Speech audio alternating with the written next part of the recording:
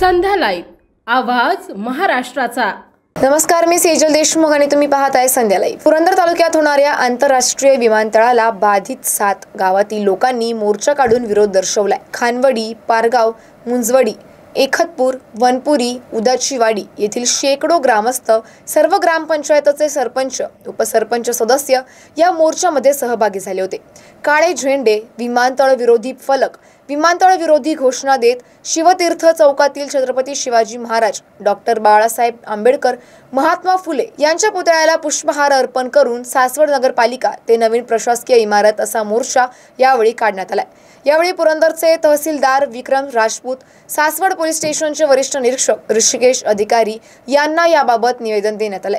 कुठल्याही परिस्थितीमध्ये विमानतळ होणार नाही याची आपण दखल घ्यावी व आमचं म्हणणे शासन दरबारी पोहोचवा असं विमानतळ कृती समितीच्या वतीने सांगण्यात आले।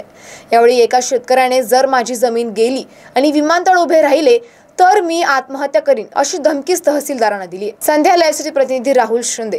अशाच अपडेटसाठी आमच्या संध्या लाईव्ह चॅनलला लाईक, शेअर आणि सबस्क्राईब करा।